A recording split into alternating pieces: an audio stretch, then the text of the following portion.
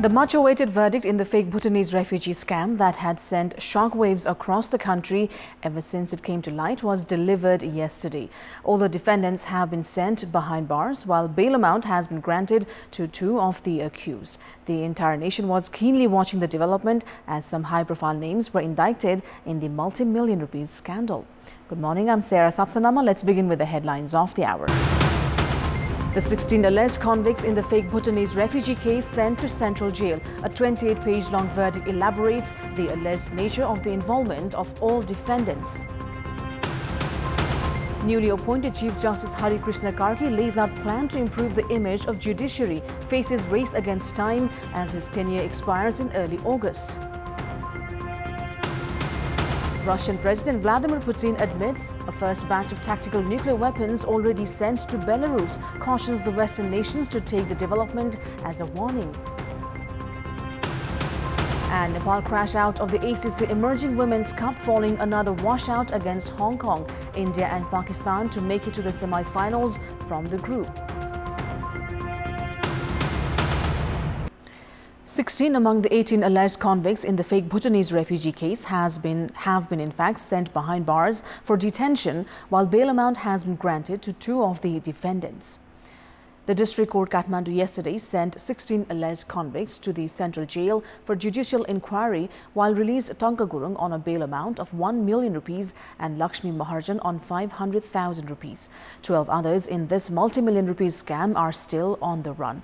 The verdict yesterday by the single bench of Justice Prem Prasad Nyopani means that former Deputy Prime Minister Top Bahadur Raimaji, former Home Minister Balkrishna Khand and Serving Secretary Tek Narayan Pandey, who was later suspended among others, will have to stay behind bars while the judicial inquiry is conducted. With the UML leader Raimaji sent behind bars, his lawmaker position has been automatically suspended as per House of Representatives rules and regulations. The government attorney had earlier filed a case against 30 alleged convicts under organized crime, crime against state or treason, and forgery and fraud by using fake documents on 24th of May last month, seeking detention and fine. Meanwhile, 12 of these alleged convicts, including Pratik Thapa, the son of former Home Minister Ram Bahadur Thapa, are still on the run. Just over 2 months ago, the said mastermind in the case, Keshav Dulal and Sanu Bhandari, were arrested, following which the Nepal police intensified their investigation. In the process, former Deputy Prime Minister and UML Secretary Top Bahadur Raimaji, former Home Minister Balkrishna Khand, Sitting Secretary Tek Narayan Pandey, Indrajit Rai, the Security Advisor of former Home Minister Thapa, Bhutanese leader Tek Nath Rijal, among others, were arrested. Likewise, former Nepali Congress lawmaker Angtawa Sherpa, Nepal Hajj Committee Chair Samsher Mia, Raimaji Jr. Sandeep, members of the Nexus Sagar Rai, Ram Saran Kesi, Khan's personal aide Narendra Kesi and Govinda Chaudhary were also arrested in the course of the investigation. The government attorney has demanded just over 280 million rupees in fine, return of victims' money and jail sentence while filing the case against the convicts on 24th of May. The pre-detention trial had begun 2 days later from the 26th of May and had ran for 3 weeks before the verdict yesterday.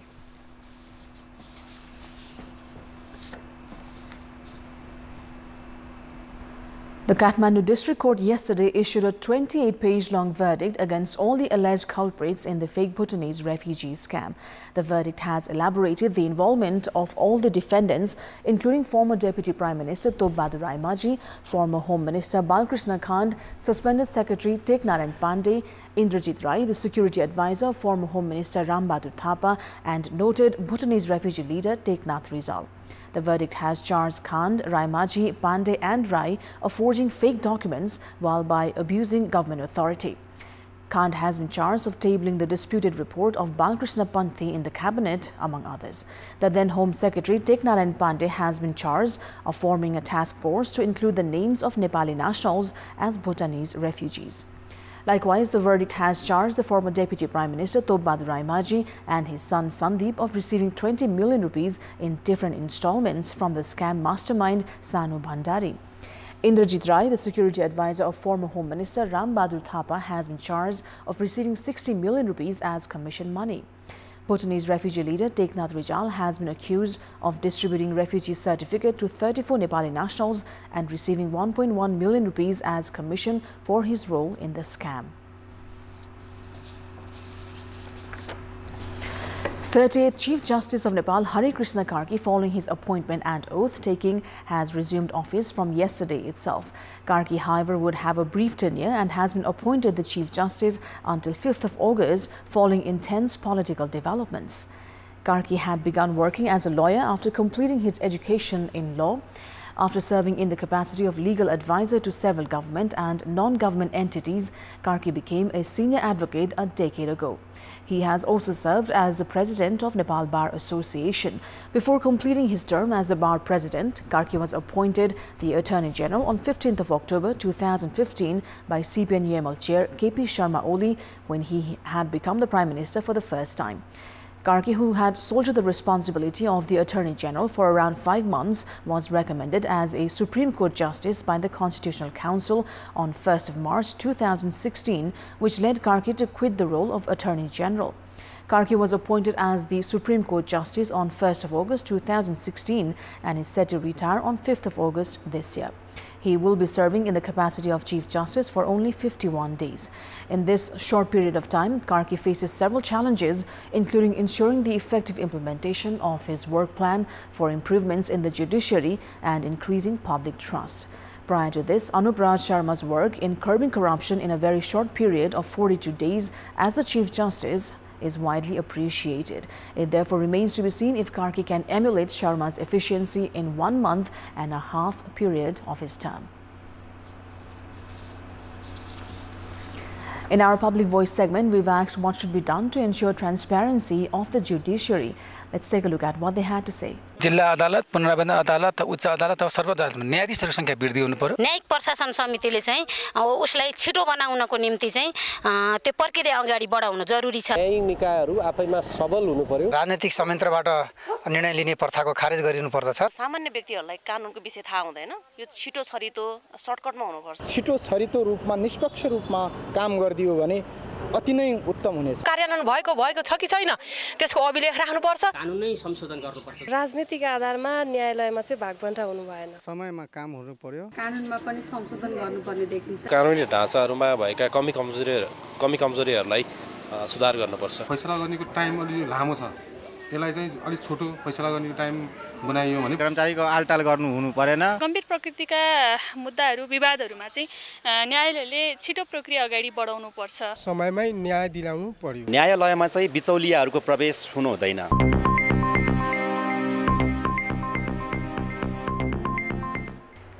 6 provinces introduced their budget for the upcoming fiscal year yesterday. Koshi had issued its budget on Thursday through an ordinance. Bagmati, Gandaki, Lumbini, Karnali, Sudur Pashchim and Madhesh have presented their details of expected revenue and expenditure for the upcoming fiscal year at their respective provincial assembly meetings. Bagmati has introduced the largest budget among the provinces of 62.70 billion rupees. The province government has reduced the budget for the upcoming fiscal year by around 8 billion rupees in relative comparison to ongoing fiscal. The budget presented by province's Financial Affairs Minister Bahadur Singh Lama has allocated 26.7 billion rupees in current expenditure and 35.5 billion in capital expenditure.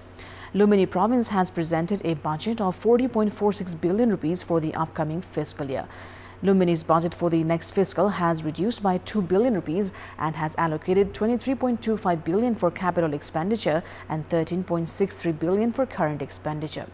Gandaki province has presented a budget of 33.42 billion rupees. Province Minister for Finance Jit Prakash Are presented the budget with 20.19 billion rupees in capital expenditure and 12.13 billion in current expenditure. Gandaki province government has also given continuity to domestic loans. Gandaki has reduced its budget by around 4 billion rupees. Elsewhere, Karnali province has presented a budget of 33.37 billion rupees. The budget presented by Internal Affairs and Planning Minister Vedraj Singh has allocated 9.2 billion rupees for current expenditure and 19.97 billion for capital expenditure. Karnali's budget for the ongoing fiscal year was 32.74 billion rupees. Sudur Pashchim province has presented a budget of 29.26 billion rupees. Of the total budget, 9.59 billion has been allocated for current expenditure and 17 billion rupees has been allocated for capital expenditure. Province Finance Minister Naresh Kumar Shahi presented the budget, which includes an ambitious project of operating a monorail in Attariya Godavari region of Dhangadi. Prioritizing agriculture, Madhya Province has also presented its budget. A total of 200 million rupees has been allocated to increase market access to agricultural produces of farmers. The government has also guaranteed payment for sugarcane farmers within 15 days of sales of their produces. The budget also includes the plan of 1 electric stove for each of the families of deprived and marginalized communities. Investigations have begun on complaints filed by loan shark victims at the District Administration Office of Bada. The district had received 3,322 complaints, and the investigation is being carried out by a committee formed under the leadership of Assistant Chief District Administration Officer Krishna Prasad Acharya. Since the investigation began on Tuesday, the committee has settled 63 cases. The committee had called both the sides at the District Administration Office for statements in fact, and facilitated reconciliation. Victims were made to pay interest to the lender determined by the government based on the amount lent. Victims had complained loan sharks had inflated the amount of loan on papers, failed to revise the amount despite clearing installments, claimed their properties by forging loan documents and keeping the documents with themselves even after the loans were cleared. One person has died in an accident in Chiangja last night. A Scorpio four-wheeler had met with an accident in Barza of Putali Bazar municipality. The deceased has been identified as 60-year-old Shivakumar Giri, the former chief of Chapakot municipality. Locals had taken Giri's body out of the fully damaged vehicle. Giri succumbed to the injuries while being treated at the district hospital. It's time now for our segment Public Pulse, where you text us with your opinion. The question is, what could be the reason for the snail-paced distribution process of driving license? Your options are A. Hassles with printing, B. Not effective, and C. Policy-level lapses. The voting is on. Type NEWS, select your option A, B or C and send it to 34001 to share your opinion with us. Let's move on to the international update.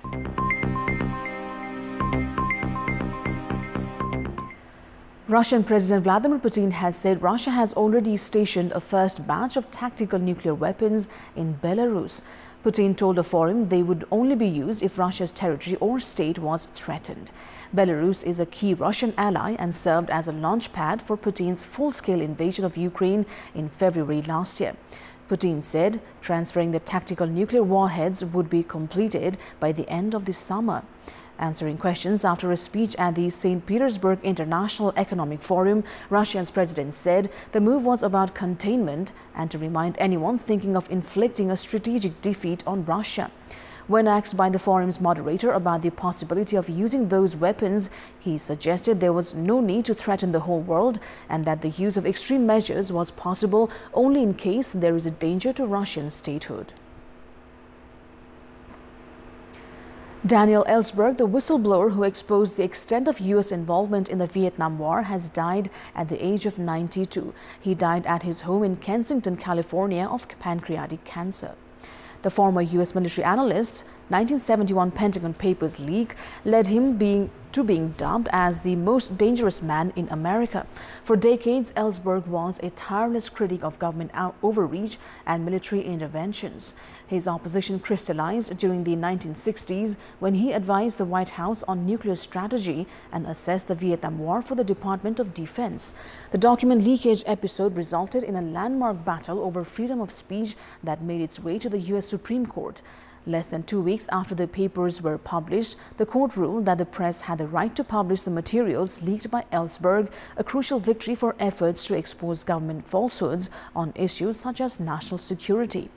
The U.S. government charged him in January 1973 with theft and conspiracy under the Espionage Act, facing a maximum of 115 years in prison.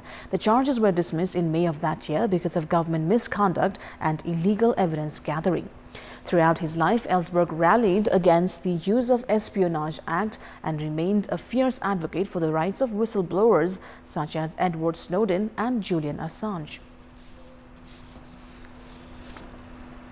The UN Human Rights Office has said up to 500 people are still missing from a migrant boat that sank off Greece. Large numbers of women and children were among those missing in the horrific tragedy that left 78 people dead. The appalling loss of life underscored the need to bring human smugglers to justice, he added. But it also made clear that search and rescue at sea was a legal humanitarian imperative. In a joint statement with the International Organization for Migration, the refugee agency said any search and rescue action had to be conducted to prevent loss of life. Since the fishing boat carrying up to 750 people went down 50 nautical miles of Pylos in southern Greece, the role of the Coast Guard has come under increasing scrutiny. Greece's caretaker Prime Minister Ioannis Sarmas said a thorough investigation of the real facts and technical judgments will take place to determine what had caused the boat to sink. Greek officials have denied a series of reports that suggest it went down because of a rope that was attached by Coast Guards. Nepal's journey at the ACC Emerging Teams Asia Cup has ended from group stage as rain played spoilsport in 2 of its matches, compelling it to share points. The final and crucial match for Nepal, scheduled for 6:45 this morning at Hong Kong's Mission Road ground, was cancelled due to rain and wet outfield. Prior to this, the match against India A was also cancelled due to poor weather condition. Defeat against Pakistan and 2 washout means that Nepal have crashed out of the tournament. Nepali Eves got to play just 1 match in the group stage of the tournament, which it lost by 9 runs to Pakistan.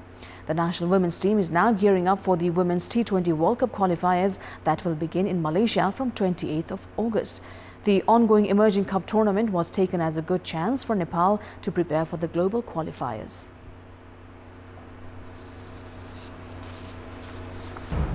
That is all for the moment. Thank you for watching. Bye for now.